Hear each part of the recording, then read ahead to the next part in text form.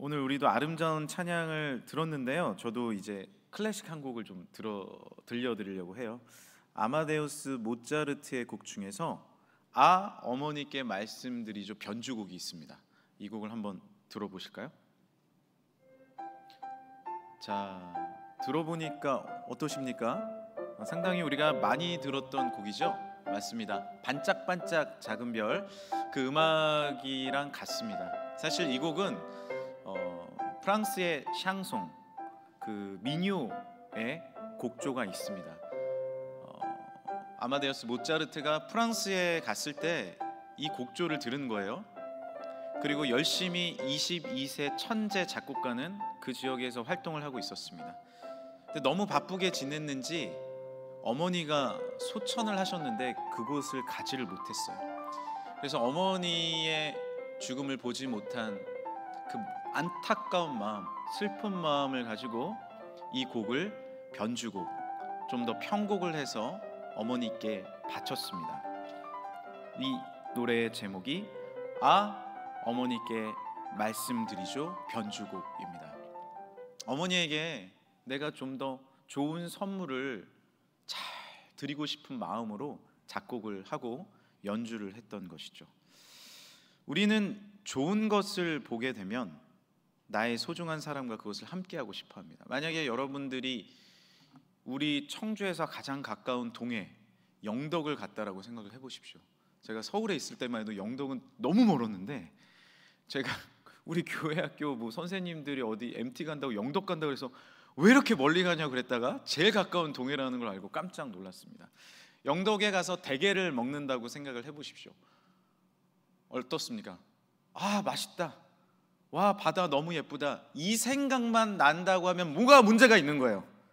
내가 소중한 사람이 생각이 나야 됩니다. 이 게를 누구랑 같이 먹었으면 좋겠다.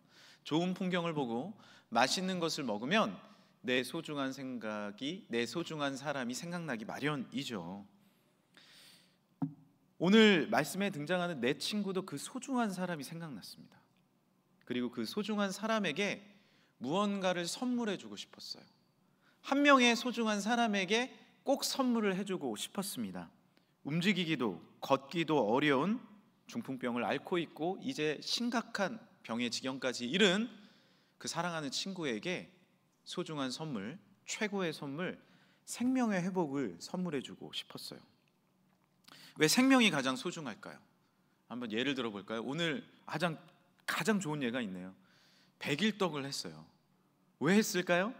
생명의 소중함을 하나님께서 허락해 주시고 100일 동안 키워주신 것을 감사하는 마음으로 주님 앞에 또한 감사드린 거 아닙니까? 우리가 아기가 태어나면 예전에는 코로나 전에는 정말 많은 분들이 병원에 갔습니다. 저도 지인이 아기가 태어났다고 하면 유리 속에 있는 아이를 막 보고 그리고 다 산모 만나고 그랬는데 지금은 이제 그렇게 많이 못하죠. 하지만 사진을 돌려가면서 보면서 아이 이쁘다라고 또 문자도 보내주고 기뻐해 줍니다. 생일은 무엇이에요? 태어난 날입니다. 생명을 얻은 날이기 때문에 가족들과 친구들이 함께 모여서 축하를 해줍니다. 6순, 7순, 8순 기쁜 날이죠. 얼마나 기쁜 날입니까? 그리고 마지막으로 장례식이 되면 생명을 아름답게 살아갔던 그분을 기리면서 그리워하면서 하나님 앞에 올려드리는 예배를 드립니다. 이것이 바로 생명입니다. 우리 삶에 있어서 가장 소중한 것 생명입니다. 만약에 우리가 가장 소중한 그 사람에게 이 생명의 회복을 선물해 줄 수 있다면 얼마나 기쁜 일이겠습니까? 가장 소중한 것입니다. 2024년 우리가 사랑하는 그 사람에게 참 생명의 회복을 선물하는 우리 모두가 되길 간절히 소망합니다. 오늘 본문의 4명의 친구들은 그러한 소망으로 한 친구를 예수님께로 인도를 했어요. 마가복음 2장 3절에서 4절입니다. 사람들이 한 중풍병자를 4사람에게 메워가지고 예수께로 올세 무리들 때문에 예수께 데려갈 수 없으므로 4명의 친구들은 예수님께 한 명을 데려가고 싶었어요. 왜 그렇습니까? 예수님께 갔더니 병 고침을 받았다, 귀신이 나갔다, 생명을 얻었다, 회복이 된다라는 소식을 들었기 때문이에요.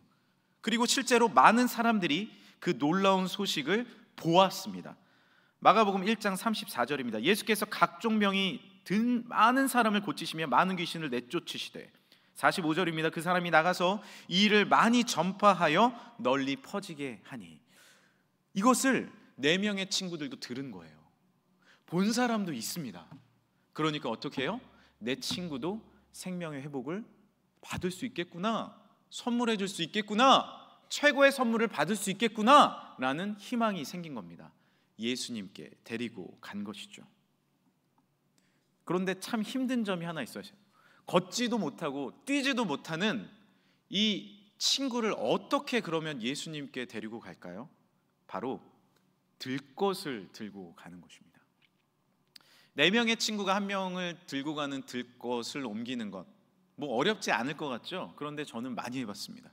저는 군대에서 의무병을 했기 때문에 환자를 메고 산도 지나봤고 계단도 올라가 봤습니다. 쉽지 않아요. 절대 쉽지 않습니다. 점점 힘이 빠져요.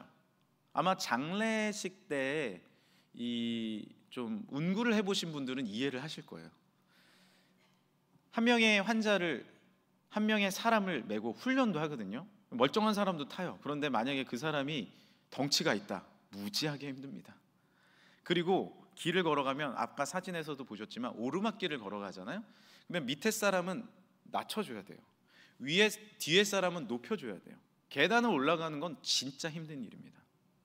만약에 한쪽으로 기울면 어떻게 될까요? 환자를 치료해 주긴커녕 떨어져서 골절상을 당할 수도 있습니다. 실제로 그런 경우도 있고요. 기우뚱거리면 안 됩니다. 그런데 예전 땅은 어땠어요? 예수님 당시는 지금처럼 아스팔트 길이 아닙니다. 산도 건너가고 강도 건너가고 들판도 건너가야 돼요. 그렇게 예수님이 계신 집으로 친구를 데리고 온 것입니다. 한 명을 전도하는 일은 결코 쉬운 일이 아닙니다. 우리 가정도 마찬가지예요.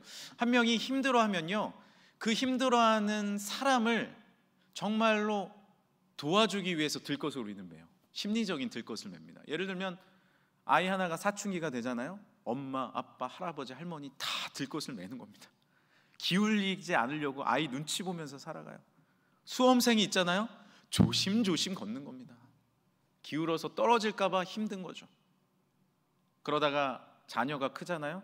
엄마가 갱년기가 와. 엄마가 갱년기가 와서 삐치고 눈물을 흘리고 그러면 또 아이들이 조심조심 엄마를 들것에 메고 가는 거예요. 그러다가 엄마 갱년기가 지나면 아빠 여성 호르몬이 나오네. 괜히 드라마 보는데 울어. 아빠 울어요? 왜 이렇게 슬프지? 이러면 또 아버지를 메고 은퇴하신 아버지를 조심조심 메고 가는 겁니다. 우리 가정에도요, 매는 거예요. 같이 매는 거예요. 흔들거리지 않도록, 기울거리지 않도록 메고 가는 것입니다. 또한 한 명을 전도하기 위해서는 얼마나 많은 수고와 노력이 필요합니까? 그런데 이 4명의 친구들에게는 더 큰 문제가 생겼어요. 2장 3절에서 4절, 무리들 때문에 데려갈 수 없으므로 그 계신 곳에 지붕을 뜯어서 구멍을 내고 중풍병자가 누운 상을 달아내렸다라고 되어 있습니다. 예수님이 계신 곳에 왔더니 예수님을 만나게 해주고 싶은데, 생명의 근원 되신 예수님 만나고 싶은데 사람들이 너무 많아서 들어갈 수가 없어요. 이미 수많은 사람들이 명의 되신 예수님께 찾아온 거예요. 그러니까 어떻게 합니까? 방법이 없다. 내 친구에게 최고의 선물을 선사하기 위해서는 지붕 뚫자는 거예요. 한 명이 메고 올라갔겠죠. 뒤에서 밀어줍니다. 그리고 들것도 올립니다. 4군데 귀퉁이에 잡아 내리려면요, 최소한 2명, 4명이 올라가야 돼요. 그러고 환자를 내리는 거예요. 친구를 달아 내리는 겁니다. 왜 그렇게까지 해야 했을까요? 최고의 선물을 주기 위함이죠. 생명의 회복이 가장 중요하기 때문입니다. 지금 우리도 들것을 매야 됩니다. 그리고 예수님께 우리의 소중한 사람들을 최선을 다해서 인도해야 돼요. 생명이 소중하기 때문에 그렇습니다. 할렐루야! 주님께로 인도하는 일, 설명드린 것처럼 쉽지 않아요. 실제로 한 아버지를 전도하기 위해서 40년 동안 노력한 가정이 계십니다. 엄마는 기도하셨고요, 딸은 애교를 핍니다. 아들은 어떻게든 아버지에게 또한 밀고 당기면서 같이 노력을 했어요. 40년 동안 안 오시는 거예요. 그런데 70세가 훌쩍 넘어서 그 아버님이 교회에 오셨습니다. 저도 고등학교 때 친한 친구를 꼭 전도하고 싶었습니다. 제가 예수님을 믿고 나니까 너무 감사한 거예요. 너무 행복한 거예요. 기쁨이 넘치는 거예요. 그래서 제 친한 친구에게도 예수님을 꼭 전하고 싶었어요. 그런데 되지 않더라고요. 1학기가 지나고 2학기가 지나도 오질 않아요. 그래서 주변에 믿는 친구들과 작전을 짭니다. 그 친구가 지나가면 우리 교회 예쁜 여학생 얘기를 해요.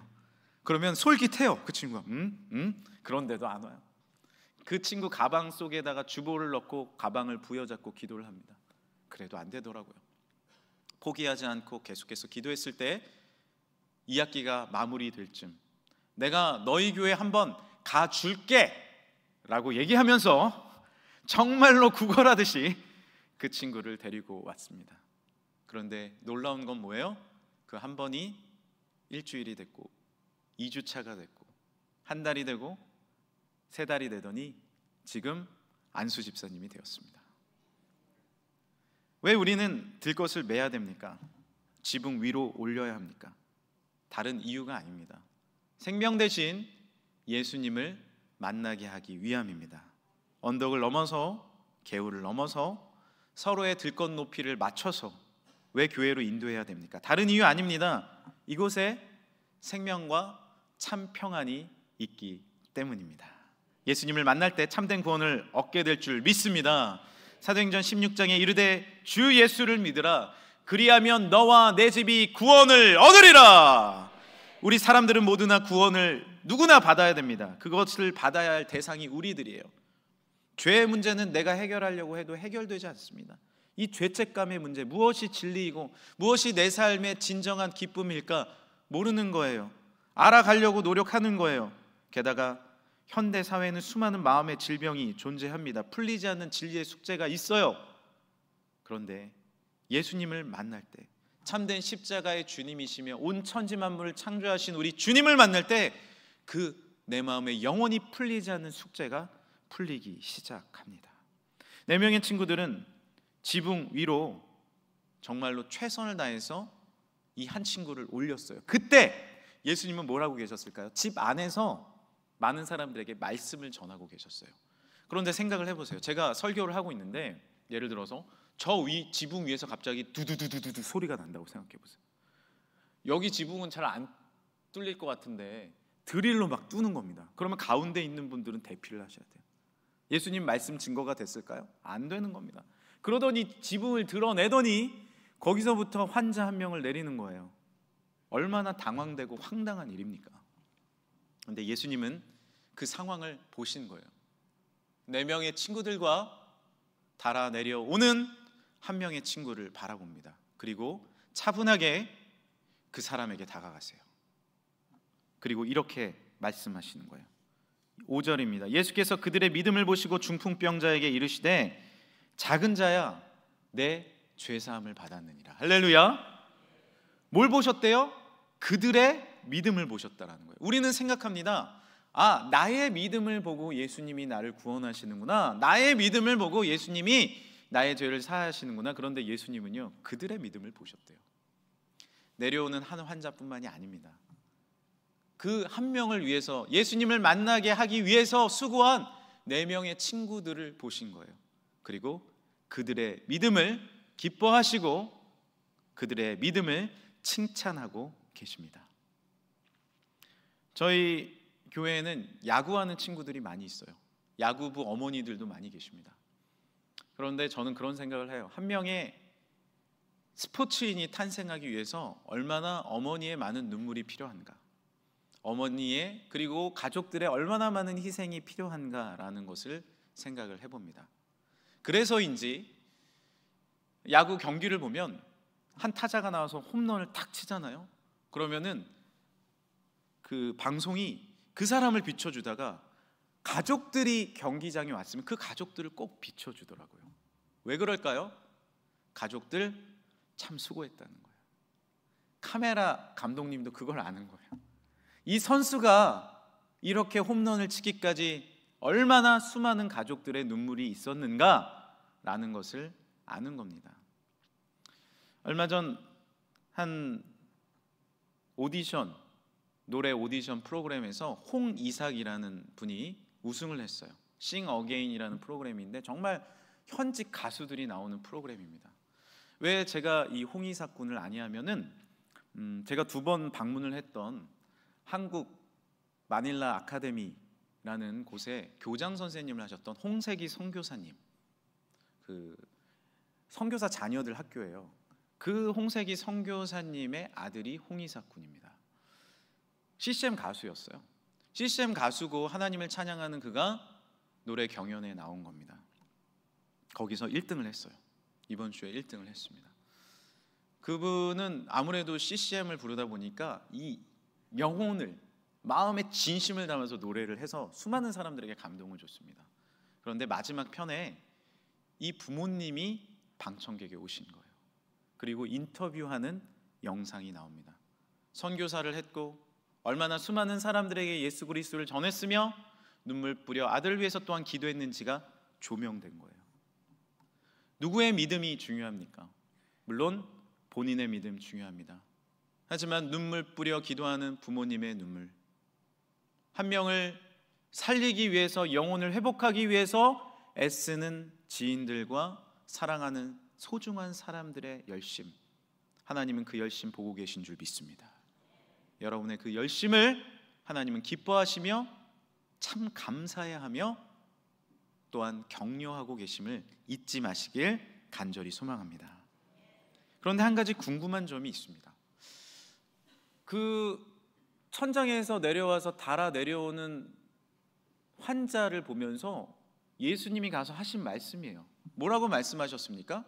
내 죄사함을 받았다라고 말씀을 하십니다.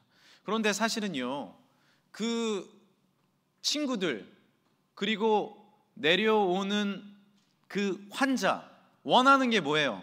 병고침이에요. 실제로 원하는 건 병고침이에요. 우리도 마찬가지입니다. 예수님을 믿는 우리들도요, 이 자리에 와서 우리의 현실적인 문제들을 하나님 앞에 올려드리는 거죠. 나의 가정의 문제, 나의 직장의 문제, 나의 여러 가지 상황의 문제, 건강의 문제, 관계의 문제, 재정의 문제, 수많은 문제들이 우리에게 있지 않습니까? 그 문제들을 내가 사실은 하나님께 치료받고 싶은 거예요. 그런데 예수님은 우리에게 뭐라고 먼저 말씀하세요? 내 죄사함을 받았다 말씀하시거든요. 아니 예수님, 저는 그게 문제가 아니라 지금 심각한 내 현실적인 문제가 있어요. 그런데 예수님은 뭐라 말씀하시는 거예요? 너 죄사함을 받았다 말씀하시는 거예요. 주변에 있는 사람들 의아했고 본인도 의아했을 수 있습니다. 그런데 가장 중요한 건요, 죄사함의 문제예요. 제가 아는 한 연예인이 계세요. 이분은 연예인을 그만두시고 사업을 시작했습니다. 꽤 유명하신 분이었어요. 사업을 시작하면 잘 될 줄 알았어요. 그런데 어려움이 다가오는 거예요. 문제가 있습니다. 해결이 되지 않아요. 그래서 교회에 나오셨어요. 느지막이 교회에 나오신 거예요. 그래서 기도를 합니다. 하나님, 제 사업의 문제 해결해 주세요. 저 해결함을 받아야 됩니다. 그런데 예수님을 알아가면 알아갈수록, 예배를 드리면 드릴수록 그 마음 가운데 이러한 고백이 나오는 거예요. 주님, 저는 죄인입니다. 주님을 알으니 제가 평생 동안 원했던 그 인기만을 원했고 나만을 위해 살았던 모든 것들이 나의 부족함이었네요. 제가 회개합니다. 저는 죄인입니다. 내 욕심 채우기를 원했습니다. 나를 위해 죽으신 예수님 바라보지 못했습니다. 가족과 이웃 바라보지 못하며 그렇게 살았어요. 용서해 주세요 하고 뜨거운 눈물을 흘렸어요. 그런데 죄사함의 문제가 해결되니 놀라운 일이 벌어졌어요. 이제 직장에 갔을 때 사장님이 들어갈 때 맨날 들어갈 때 지금 김대리 똑똑히 안 해? 똑바로 안 해? 그리고 맨날 어두운 얼굴로 다녔는데 갑자기 어느 날부터 사장님 오더니 안녕하세요 여러분, 오늘도 즐거운 날입니다. 네, 이렇게 한다고 생각해 보세요. 오늘 우리 그 소중한 전도 대상자 카드에 뒤에 이름 성명 연락처라는 명칭을 넣어야 되는데 빠지고 나왔어요. 근데 제가 만약에 나가면서 목사 이거 왜 빠졌어요? 이게 뭐야 이게? 오늘 지금 1시간 내로 다 써요. 이렇게 얘기했는데 쓰셨어요? 안 썼죠. 근데 만약에 제가 이렇게 계속 생활하는 데 본다고 해보시죠. 하고 싶은 맛이 나겠습니까? 저도 이런 실수하고 그럴 수 있는데, 그렇지만 항상 누구나 우리가 실수할 더 마음에 부담 갖는 건 아니죠. 누구나 우리가 실수할 수 있고 나도 실수할 수 있고 언제나 우리가 부족할 수 있는 거예요. 그런 마음으로 우리가 서로 격려하고 나아가면 우리의 사역이, 직장이 행복한 건 아닙니까? 사장님이 변하니까 직원들이 변하는 거예요. 우리 사장님 뭐 잘못 먹었나? 첫날엔 이러다가 진짜 해결함을 받기 시작합니다. 그리고 그분이 밤에는 잠이 안 왔어요. 늘 불면증에 시달렸어요. 그런데 마음속에 연약함과 죄사함의 문제가 해결되니 그냥 잠이 잘 오는 거예요. 사업은 뭐 풀린 것도 없는데 편안한 거예요. 그러면서 하루하루 기쁨으로 생활하니 사업도 잘 되고 건강의 축복도 받고 은혜를 받게 되었습니다. 이것이 바로 죄사함이 우리에게 주는 선물이에요. 예수님은 우리에게 말씀하십니다. 핵심을 말씀하시는 거예요. 너 죄사함 받았다 라고 말씀하시는 거예요. 전통 유대인들은 토라의 10계명 외에도 613가지의 전통과 율법을 강조해요. 하지 말라는 율법이 365개, 하라는 율법이 248개나 됩니다. 예수님 당시에도 율법학자들은요, 예수님의 제자들이 이 중에 하나라도 어기면 365개를 하지 말라니 매일 하지 말라는 거 아니에요. 따지는 거예요. 그러나 예수님은 뭐라고 말씀하시는지 아십니까? 율법학자에게 마가복음 7장이에요. 무엇이든지 밖에서 사람에게로 들어가는 것은 능히 사람을 더럽게 하지 못하되 사람 안에서 나오는 것이 사람을 더럽게 하는 것이니라. 무슨 말씀이에요? 내 안에 죄가 해결되지 않고는 참된 평안과 기쁨을 누릴 수 없다라는 거예요. 그게 인간의 죄사함의 문제입니다. 613가지의 방법으로도 우리는 영생을 얻을 수가 없어요. 내가 수많은 613가지의 막힌 것을 뚫고 막는다고 해서 해결되는 것이 아닙니다. 내 안에서부터 나오는 것이 해결되어야 진정한 영생과 축복과 영원한 능력을 얻게 되는 줄 믿으시길 바랍니다.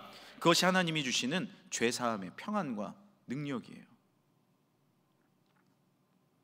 우리 가운데 어떤 문제가 있으십니까? 수많은 어려움과 문제들이 있습니까? 아니에요. 핵심이 있는 거예요. 그 핵심이 있는 거예요. 우리가 나라의 명의들이 있잖아요. 명의들에게 찾아갑니다. 아마 우리 충북에도 명의가 계실 거예요. 뭐 폐암의 명의, 그렇죠? 뭐 뇌 쪽의 명의, 피부의 명의 다 있습니다. 그런데 거기를 찾아가면 뭐라고 대답하는지 아십니까? 3개월 기다리세요. 6개월 기다리세요. 1년 기다리세요. 그런데 수많은 사람들이 기다립니다. 왜 기다릴까요? 명의는 보면 아는 거예요. CT를 한번 보면 알아요. 그리고 명확한 약과 수술을 할 수 있는 사람입니다. 누가 명의예요? 이 세상에 나를 창조하시고 나의 오장육부를 아시고 머리카락까지 세고 계시고 나를 조성하신 분이 누구십니까? 여호와 하나님인 줄 믿으시길 바랍니다. 주님께 나와야 나의 핵심이 치료함을 받는 거예요. 나의 영혼의 핵심이 치료함을 받는 거예요. 나아가 예수님은 뭐라고 말씀하십니까? 11절입니다. 내가 내게 이르되 일어나 내 상을 가지고 가라 하시니 그가 일어나 곧 상을 가지고 모든 사람 앞에서 나가거늘 그들이 다 놀라 하나님께 영광을 돌리며 이르되 우리가 이런 일을 도무지 보지 못하였다 하더라. 할렐루야. 주님은요, 우리의 영혼의 문제를 해결하실 뿐만 아니라 네가 가지고 온 상을 들고 나가라 말씀하시는 거예요. 인간의 노력으로 우리는 들 것을 들고 가지고 왔습니다. 들 것 없이는 살 수 없었어요. 세상의 모든 위로와 세상의 눈물과 세상의 방법을 가지고는 그거 없이는 살 수 없었던 그런 사람이에요. 그런데 예수님은 뭐라고 말씀하시는 거예요? 그 상을 들고 이제 나가서 세상에 나가서 나를 증거하라 말씀하십니다. 할렐루야. 인간의 도구가 아닙니다. 주님은 우리의 병도 우리의 연약함도 우리의 실제적인 문제도 해결할 수 있는 분임을 믿으시길 바랍니다. 주님은 하실 수 있어요. 왜 2000년 전에만 이 일이 일어나는 거예요? 왜 아브라함만 이 일을 행할 수 있다고 생각하십니까? 왜 다윗만 능력을 받았다고 생각하세요? 바울만, 베드로만 아니에요. 이 시대에도 주님은 살아 계십니다. 역사해 주십니다. 우리가 주님 앞에 기도하고 나아갈 때 우리의 현실적인 문제도 주님께서 만져주시고 깨끗이 치유해 주십니다. 그것이 명의 대신 주님이 주시는 놀라운 선물이에요. 이제 나의 소중한 사람, 그 사람에게 우리는 무엇을 선물해 주어야 되겠습니까? 최고의 선물은 무엇입니까? 생명입니다. 생명 대신 예수님입니다. 이제 제가 말씀을 마무리할까 해요. 엠프렌즈 11집에 수록된 최고의 선물이라는 어린이 찬양이 있습니다. 이 찬양을 11년 전 저는 기타를 치고 혼자 찬양으로 하나님 앞에 이렇게 찬양을 올려드리던 중에 작곡을 했어요. 그런데 어느 날 하나님 앞에 그날 찬양을 하고 있는데 하나님이 제 마음에 이런 마음을 주시는 거예요. 경민아, 너 받은 최고의 선물이 뭐니? 라는 질문을 하시는 거예요. 생각해 보니까 저희 자녀들인가요? 저희 교회인가요? 저희 가족인가요? 제가 누리고 있는 어떤 것인가요? 하고 막 생각을 했는데 아니더라고요. 최고의 선물은 예수님이에요. 내 마음에 임하신 예수님이 내 마음에 오시니까 나의 자녀들과 나의 가족도 사랑할 수 있는 것이고, 예수님이 내 마음에 오시니까 내가 교회에서 귀한 사역 감당할 수 있는 것이고, 어디에 가서 무엇을 하든지 주님이 도와주시고 안아주시고 동행해 주시는 것, 그것이 최고의 선물임을 깨닫게 됐습니다. 그리고 이 찬양의 가사를 적고 어린이 찬양을 한 곡 만들었어요. 오늘 이 곡을 왜 저 친구들이 중간에 들어왔을까 생각을 많이 하셨을 텐데, 저와 같이 이 찬양을 마지막으로 하나님 앞에 올려드리면서 오늘 설교를 마무리할까 합니다. 나오세요. 네, 우리 나올 때 한번 박수 한번 해주시겠어요? 네.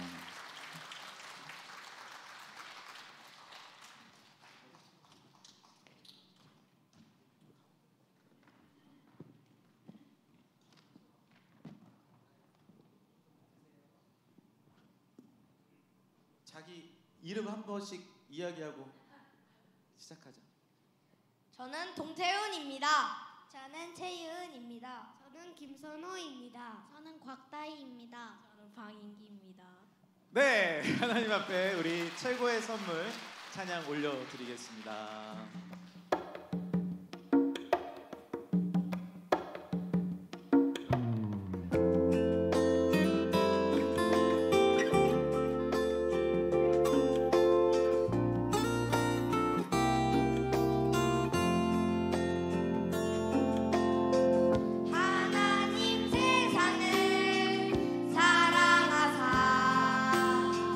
독생자 주셨으니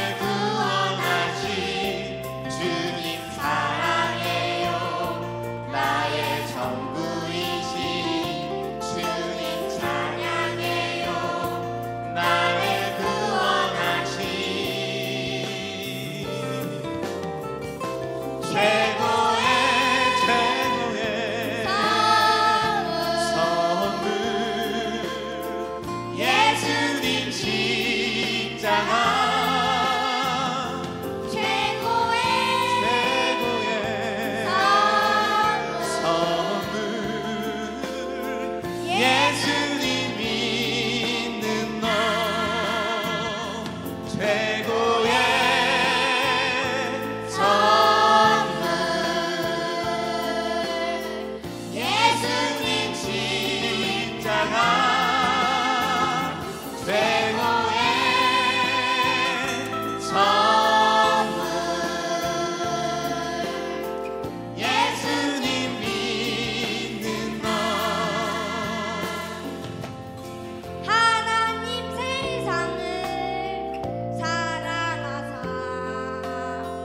독생자 주셨으니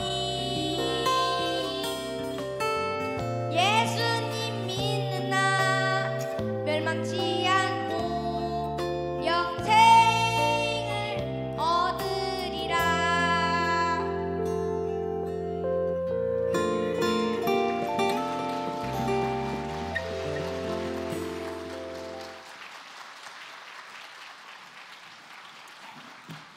예, 함께 기도하시겠습니다. 하나님, 내 인생 가운데 최고의 선물, 생명의 근원 되신 예수님 허락해 주셔서 감사합니다. 주님 때문에, 그 십자가 때문에 내가 살아있을 수 있고, 그 십자가의 능력으로 내가 오늘도 내 상을 들고 믿음으로 나아갈 수 있습니다. 주님 증거하는 믿음의 삶, 그 최고의 선물을 나눠줄 수 있는 넉넉한 은혜를 허락하여 주옵소서. 거룩하신 예수 그리스도의 이름으로 기도드립니다. 아멘.